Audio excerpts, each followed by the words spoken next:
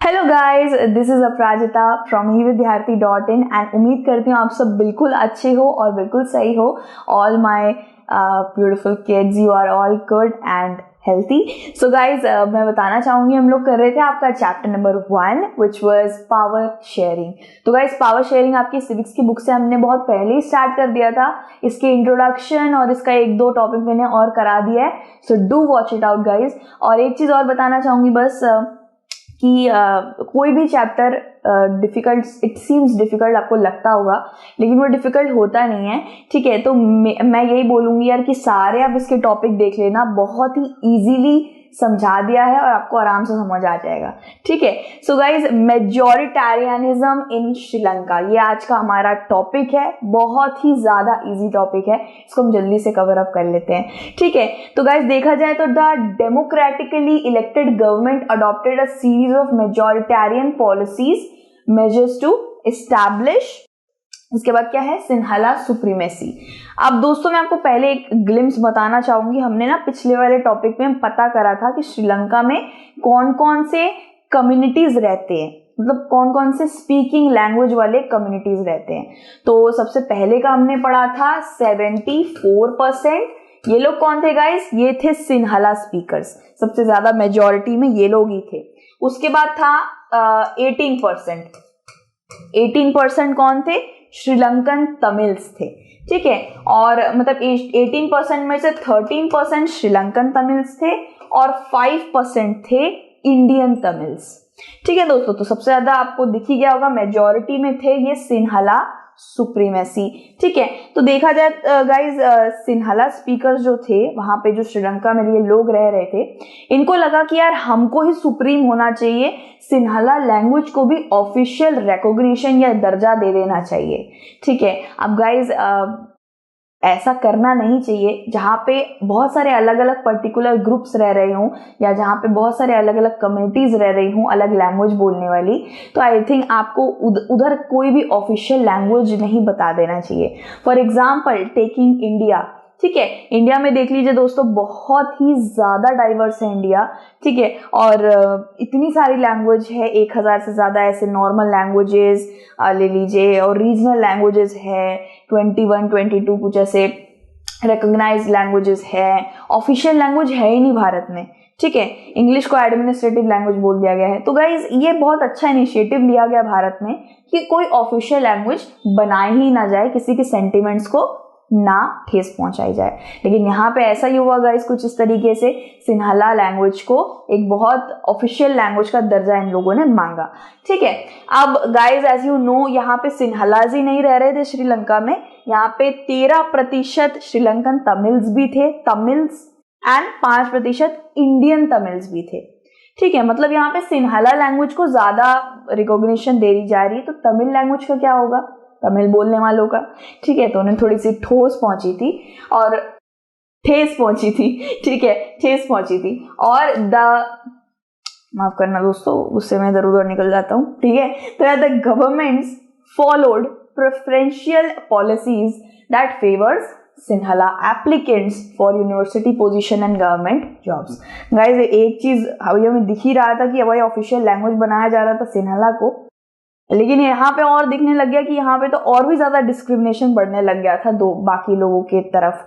वो ऐसा कि यहाँ के जो जितने भी सिन्हाला लोग होंगे, समझ लीजिए मैं सिन्हाला लड़की हूँ, सिन्हाला मेरी कम्युनिटी है लैंग्वेज, तो वहाँ पे मैं जॉब लेने जाऊंगी या यूनिवर्सिटी में एडमिशन लेने जाऊंगी ना, तो मुझे दे दिया जाएगा। लेकिन अगर कोई तमिल जा रहा है तो आई थिंक उसके खिलाफ थोड़ा सा भेदभाव होना शुरू हो गया था।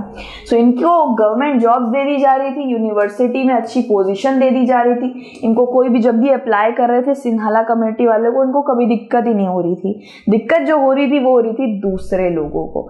ठीक है, सो द डिसीजंस, ठीक है, decisions gradually increase the feeling of alienation among the Sri Lankan Tamils. अब गाइज, वहां पे जो गवर्नमेंट थी वो सिन्हाला गवर्नमेंट ही थी, सिन्हाला स्पीकिंग लोगों को कितना ज्यादा दर्जा दे रही थी।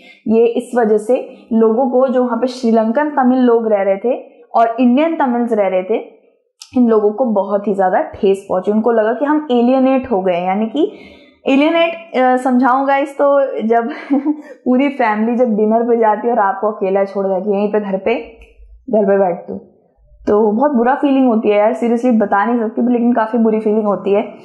मतलब बिल्कुल मेरे साथ एक बार हुआ था यार, मेरे घर में आइसक्रीम आई थी, ठीक है, और मुझे उठाया भी नहीं मम्मी ने, और ये सारी वो आइसक्रीम है सारे मेरे भाई बहन मम्मी पापा सब चट कर गए, मुझे दिया भी नहीं था। मैंने बोला था मैं तुम्हारी बेटी नहीं हूँ क्या?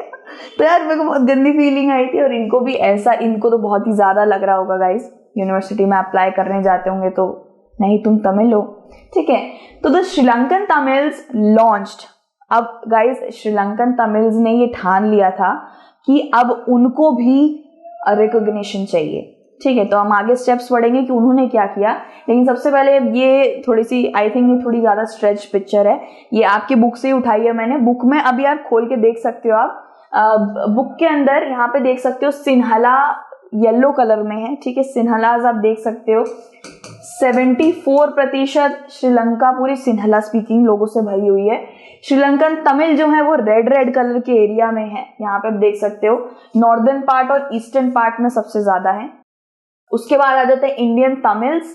इंडियन तमिल्स यहाँ पे आपको दिख जाएंगे, ये श्रीलंकन तमिल से भी कम है इंडियन तमिल्स। और फिर मुस्लिम आ जाते हैं दोस्तों। ये मुस्लिम आपको जो डॉट दिख रहे हैं ना, ये मुस्लिम है, ठीक है गाइस। तो यहाँ पे देख सकते हो कि सबसे ज्यादा सिन्हाला स्पीकिंग लोग ही श्रीलंका में बसे हुए हैं, ठीक है। बाकी जितने भी पर्टिकुलर बाकी जो कम्युनिटीज है वो कम है, ठीक है।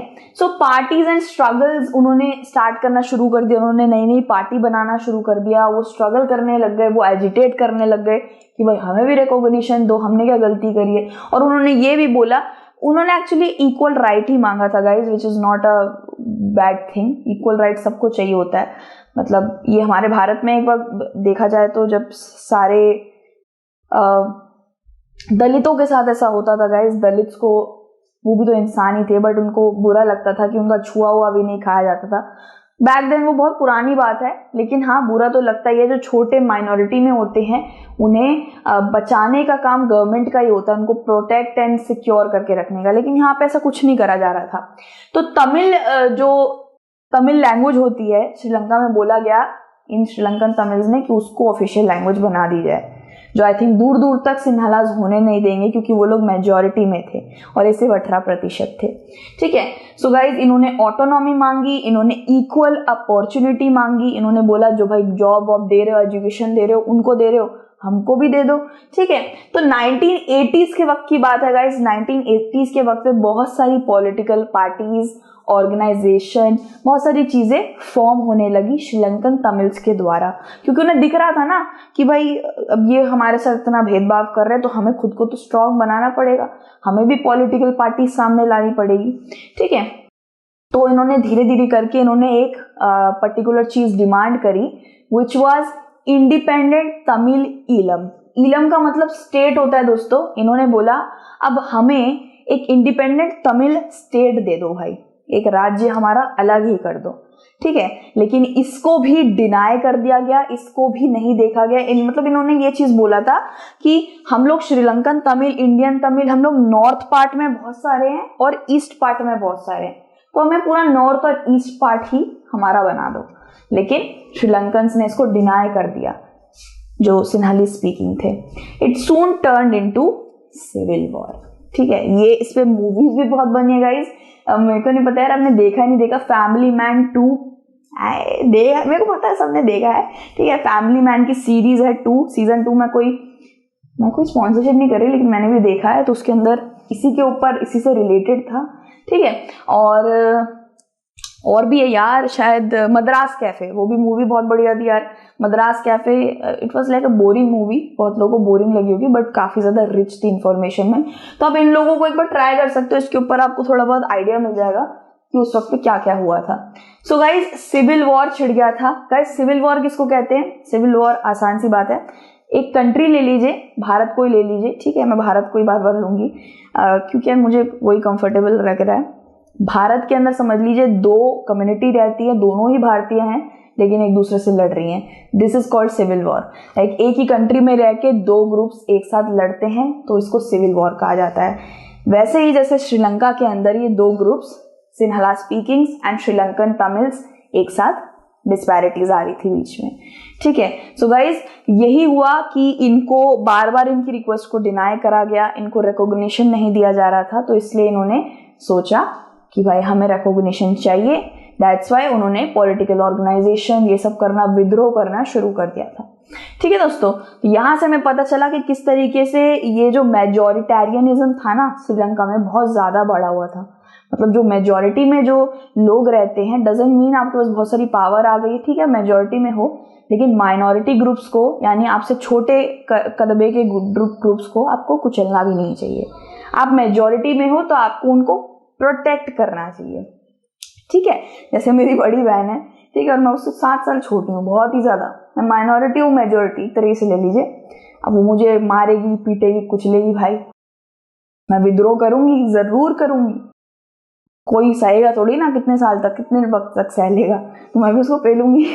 मैं भी माँ, ये मतलब पहले होता था ये सब, अब तो नहीं होता है। ठीक है, भाई बहन का तो जानते यार होता रहता है।